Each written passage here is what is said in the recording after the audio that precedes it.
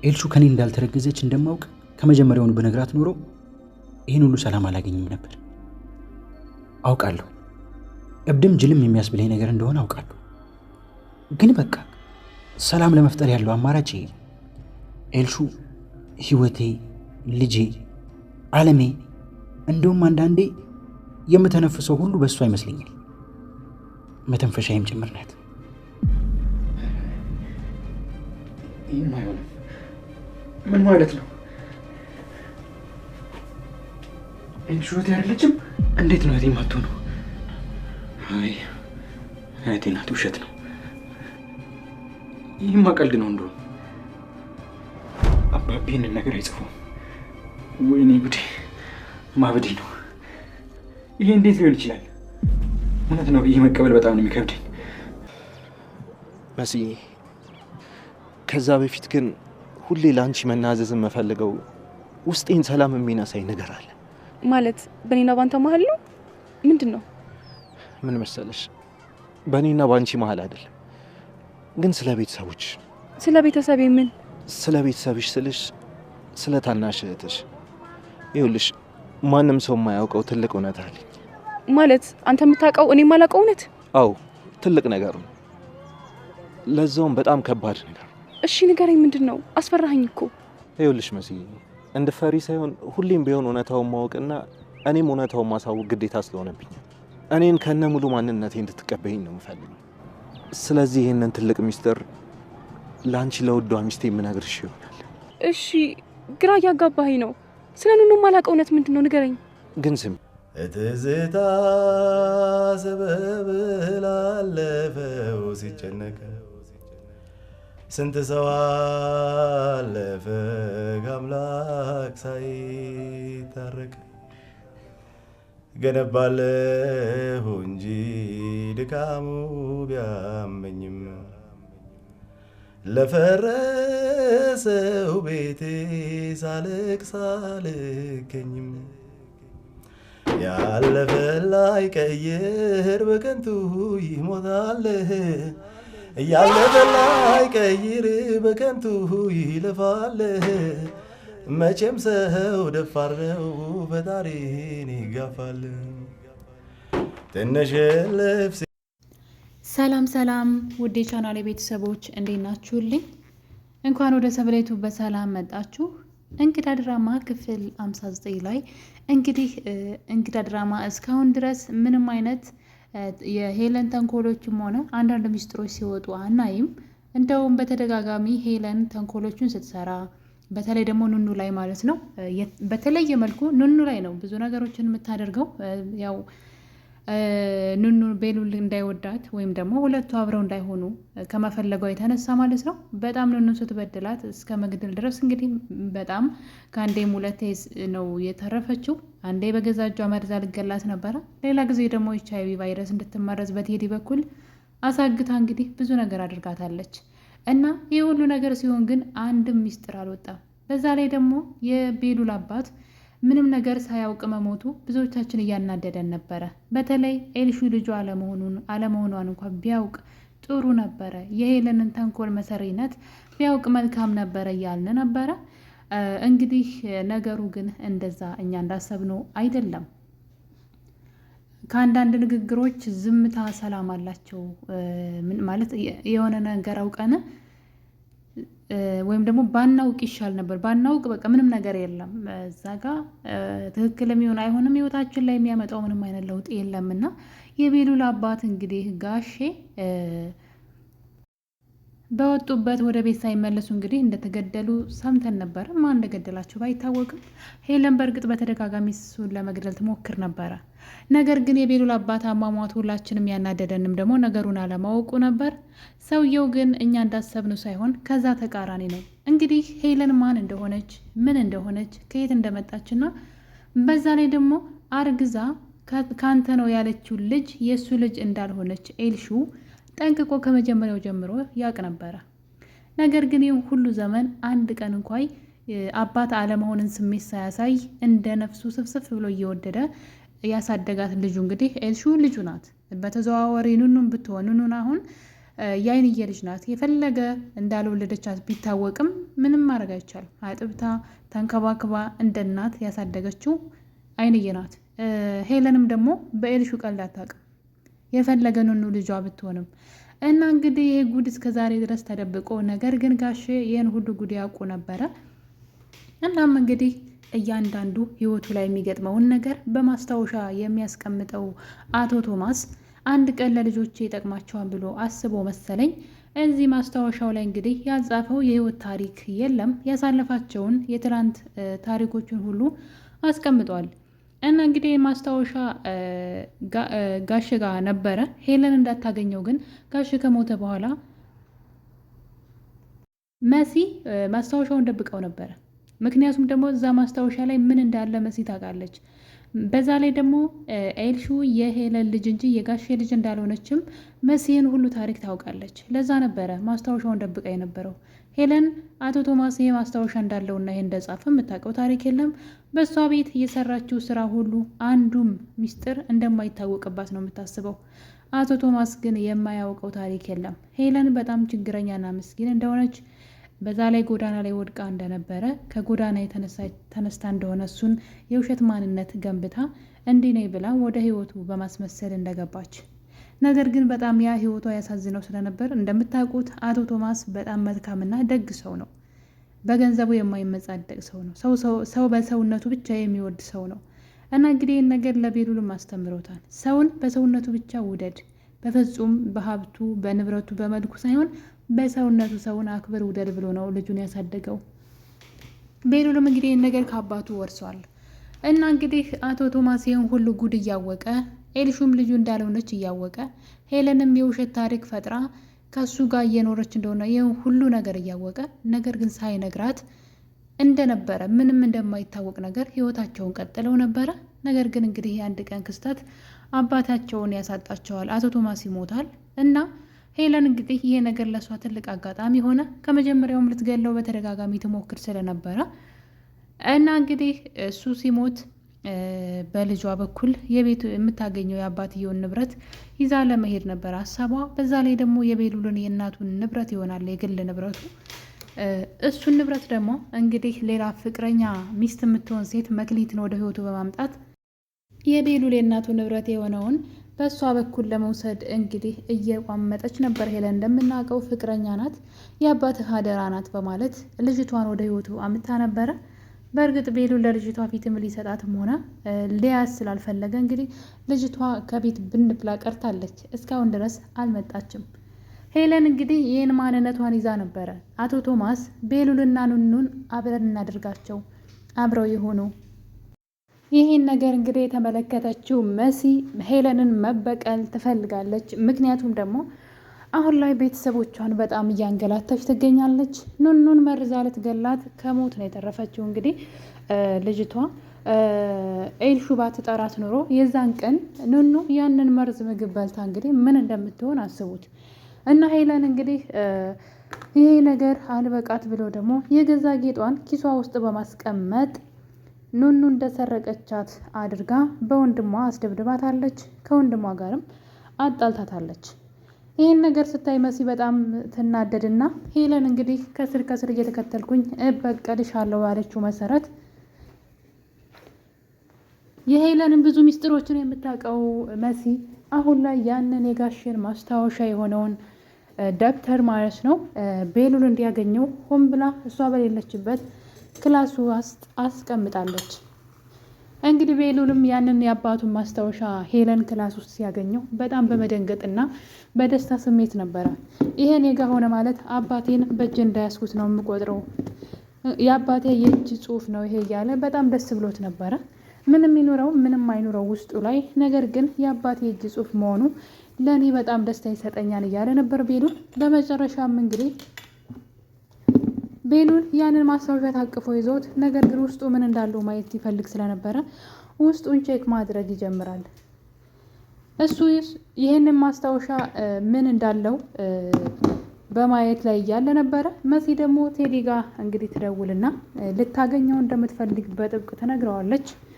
እሱም እንግዲህ ከዛ ቤት መውጣት ትፈልጋለች። መሲ ለውጥ ትፈልጋለች፣ መማር። ሄለን እንግዲህ እንዳትማር ቤት ውስጥ ሰርታ ደግሞ ገንዘብ እንዳታገኝ ገንዘብ በመከልከል ውጭ ደግሞ ሰርታ ገንዘብ ወይም ደግሞ እንዳታገኝ እሱንም ደግሞ ይሄን የቤት ሰራተኛ እንጂ ውጭ አይደለሽም በማለት ዙሪያውን ዝግትግት በማድረግ እስርስር አድርጋ አስቀምጣታለች። ይሄ ነገር መሲ ለእሷ ደግሞ አሁን ለቤተሰቦቿ እዛ ቤት ቁጭ ብለው ሄለን እንደፈለገች እንድታደርጋቸው ያደረገው እሷ ገንዘብ ስለሌላት ነው።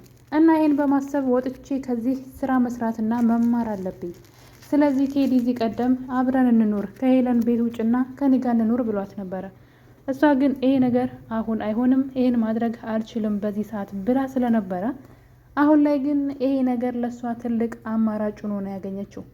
ከቴዲ ጋር መኖር ፈለገች። መማርም ጥሩ ሰው ከሆነ ያስተምረኛል፣ ካልሆነም ደግሞ ራሴ ስራ እሰራለሁ፣ ቤተሰቦቼ በዚህ መቀጠል የለባቸውም ብላ እንግዲህ ቴዲን ደውላ ላግኝ ትለዋለች። ከቴዲ ጋር ከተገናኙ በኋላ እንግዲህ እሷ እዚህ ቀደም ያቀረብክልኝን ጥያቄ ተቀብያለሁ፣ አብረን እንኑር የሚለውን ጥያቄ ትለዋለች። ቴዲ በጣም ደስ ይለውና በቃ ምን ልበላችሁ ማለት የሚፈልገው ህልሙ ነው እሷ አብረው እንድትኖርና እሷ ግን ቤተሰቦችን ቦታ ሳላሲዝ በፍጹም አይሆንም ብላ ስለነበረ አሁን ግን በድንገት መታ የምትወደኝ ከሆነ አብረን እንኑር በማለት ከዛ ቤት መውጣት እንደምትፈልግ ትነግረዋለች። ነገሩ ደግሞ የሚሆነው እንግዲህ በስርዓቱ ቤተሰቦች ጋር ሽማግሌ ልከህ በስርዓቱ እንድንጋባ ነው የምፈልገው ትለዋለች። እሱ እንግዲህ ቤተሰቦቼ ከባድ ናቸው፣ በቀላሉ ሻይሉም ወግ አጥባቂ ናቸው ያለችው ነበረ። እና እንግዲህ እኔ በእግርም በእጅም ብዬ ገብቼ ለማሳመን እሞክራለሁኝ እና አንቺ እንደፈለግሽው ሆኖ አብረን እንኖራለን ተጋብተን ብሏታል። ነገር ግን ከዛ በፊት አንድ ማወቅ ያለብሽ የቤታችሁ ትልቅ ሚስጥር አለ፣ እሱን ካልተናገርኩ ሰላም አይኖረኝም ይላታል። እሷም እንግዲህ በመደንገጥ ከኔና ካንተ ጋር የተያያዘ ጉዳይ ነው ወይ ብላው ነበር። ነገር ግን አይደለም፣ ይሄ የቤተሰቦችሽ ጉዳይ ነው፣ ስለ እህትሽ ስለ ኑኑ ስለ ትንሿ እህትሽ ነው ይላታል። መሲ እኔ የማላቀው አንተ የምታውቀው የታናሽ እህቴ የኑኑ ችግር ምንድን ነው ንገረኝ እያለችው ነበር። እንግዲህ ቴዲ ለመናገር በጣም ፈርቷል። በነገራችን ላይ ምናልባት እዚህ ጋር አሁን እህትሽ አይደለችም ልጅቷ የሄለን ልጅ ናት ብቻ ሳይሆን እዚህ ቀደም አግቷት የነበረው እሱ እንደነበረም ሊነግራት የፈለገ ይመስለኛል። ምክንያቱም አእምሮዬ በጣም በጸጸት የተጎዳው ነው እያላት ነበረ። ወይም ደግሞ ኤልሹንና ኑኑን የቀያየራቸው እሱ ይመስለኛል። ብቻ ያልገባን የሆነ ታሪክ አለ ወይ ቴዲ ኑኑ የእሱ ልጅ እንደሆነች ያውቋል ከመጀመሪያውም፣ ያለዛ ግን ልጆቹን ያቀያየራቸው ሆን ብሎ ነው። ብቻ የሆነ የአእምሮ ሰላም እንዳሳጣው ይሄ ነገር እየተናገረ ነበረ። ምክንያቱም እሱ ካልቀያየራቸው ስላወቀ ብቻ የአእምሮ ሰላም ሊያጣ አይችልም። ነገር ግን የቴዲ እጅ ያለበት ይመስለኛል። ኑኑን እና ኤልሹን መቀያየሩ ላይ ሆን ብሎ ያደረገው ድርጊት ይመስለኛል። ለዛ ነው ሰላሜን ስላጣሁኝ፣ ስለዚህ እውነቱን አንቺ ማወቅ አለብሽ፣ ይህን ነገር ስነግርሽ ግን ለምን እንደሆነ ምክንያቱን እስካስረዳሽ ድረስ እኔ ላይ ምንም ነገር እንዳትቀየሪ በማለት ሲያሳምናትም እያየን ነበረ። እና በጣም ነው የሚያስፈራው። ምክንያቱም ቤሉል እንግዲህ የአባቱ ማስታወሻ በዛ ቅጽበት ነበረ ከፍቶ ማንበብ ይጀምራል። ስለ ሄለን የህይወት ታሪክ ነበር፣ ምን አይነት ሴት እንደሆነች፣ ነገር ግን ደግሞ ከነ ሁሉ ነገሯ አባቱ እንደወደዳትና ማንም ሰው በሌለው ሰዓት ከጎኑ እንደነበረች ያች ሴት፣ ስለዚህ ከነ ውሸቷ ከነ ቅጥፈቷ ከነ ውሸት ታሪኳ ተቀብሏት ወዷት እየኖረ እንደሆነ፣ ነገር ግን ይህን ሁሉ ስለ እሷ እንደሚያውቅ የቤሉል አባት ማለት ነው ቶማስ የጻፈው ማስታወሻ ላይ ተገኝቷል። በዛውም ከዚህ በላይ ግን በጣም የሚቆጨኝ ነገር የምወዳት የምሳሳላት ልጄ የምተነፍሰውን በሷ እስኪመስለኝ ድረስ ስፍስፍ ብዬ የምወዳት ኤልሹ የኔ ልጅ አለመሆኗና ከኔ አለመረገዟን አለመንገሬ ይቆጨኛል እያለ ነበረ። ይህን ነገር ቀድሜ ተናግሬ ቢሆን ኑሮ የአባትና የልጅ ቅርርቦች ላይኖረን ይችል ነበረ። ማለት ከውስጥ ካወቃችሁ የሆነ ሰው ስታውቁና ሳታውቁ እዚህ ጋር ነው ልዩነቱ። አለማወቅ ጥሩ ነው። አንዳንዴ መታወቅ የሌለባቸው ነገሮች አንዳንዴ ባይታወቁ። ቤሉል አሁን ኤልሹ እህቱ ናት እስከሚያውቀው ድረስ፣ ግን አሁን እህቱ አለመሆኗን ሲያውቅ አስቡት። እንደዚህ አይነት ነገሮች ባይታወቁ ያስብላል። እና ቤሉል ይህን ነገር ሲያነብ በጣም ደነገጠ። ሰውነቱ ሁሉ መንቀጥቀጥ ጀመረ። ሄለን ጋር ደጋግሞ ቢደውልም እሷ ግን ልታነሳለት አልቻለችም። በነገሩ በጣም ተናዷል። በዛ ላይ ደግሞ እንግዲህ የኤልሹ ጓደኛ ጆ ማለት ነው የኤልሹን ተንኮል ደርሶበታል። ኑኑ ኤልሹ እንደላከቻት ወደ እሱና እሱን እንድታወራለት እንዳደረገች ሁሉን ነገር ትነግረዋለች። ነገር ግን እሱ እኔ ሳልፈልግ ወደ ህይወት የመተሻን ስለዚህ ህይወትሽን አመሰቃቅለዋለሁ በማለት ኑኑን እያስፈራራት ይገኛል። ግን ደግሞ አንድ ነገር ለኑኑ ሰጣት። አንድ ወረቀት ነው ለቤሉል ስጭ ብሎ ነው የሰጣት። ይሄ ወረቀት ለቤሉል እንዲሰጠው ያዘዘው ነገር እርግጠኛ ነኝ ስለ ሄለን ነው። ምክንያቱም እዚህ ቀደም ጆ ለቤሉል ቤት ውስጥ ብዙ ድራማዎች እየተሰሩ ነው፣ ስለዚህ አይንህን ግለጥ ብሎት ነበረ።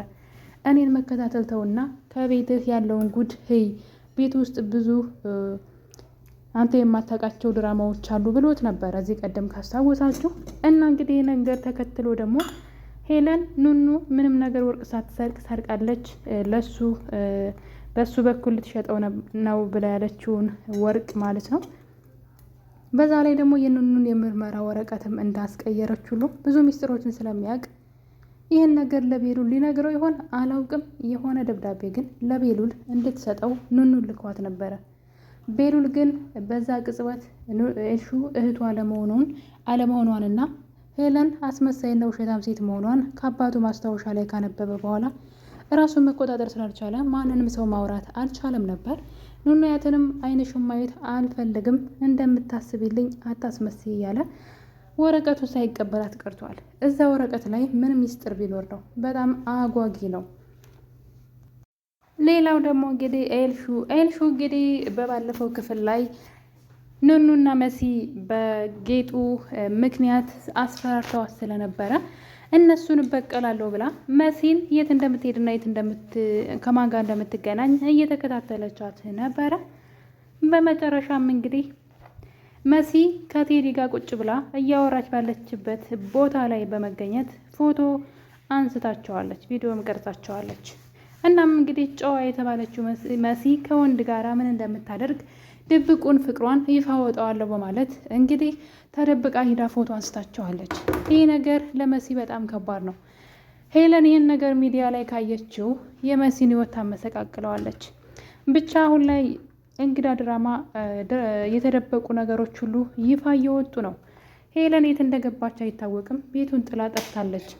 ኑኑን እቃ ሰረቀች ካለች ቀን ጀምሮ እዛ ቤት የለችም።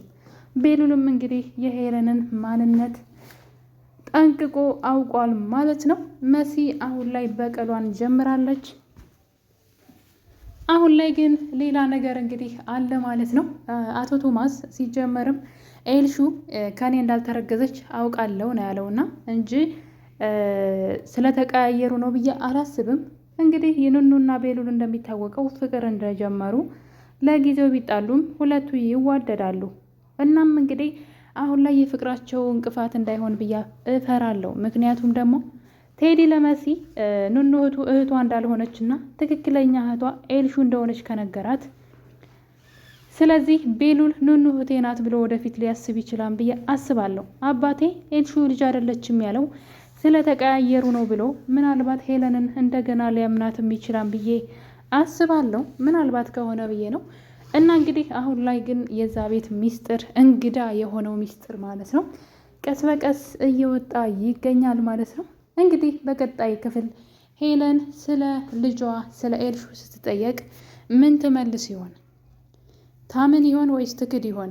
እንግዲህ ዲኤንኤንም መደረግ ይቻላል አይደለም? ቤሉል የሆነ ነገር ካሰበ እስከ መጨረሻው እስከ ጥግ ድረስ ነው የሚሄደውና እንግዲህ አሁን ላይ እንግዳ ድራማ በክፍል 59 ላይ ቤሉል ብዙ ነገሮችን አውቀዋል።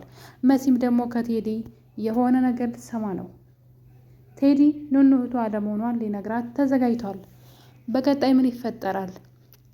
ኤልሹስ ደግሞ የመሲንና የቴዲን ፎቶ ሚዲያ ላይ ተለቀው ይሆን? ይሄም አጓጊ ነው። ሌላው ደግሞ ኑኑያት እህቷ ደብቃ ያስቀመጠችውን ቴዲ የሰጣትን የእጅ ጌጥ ማለት ነው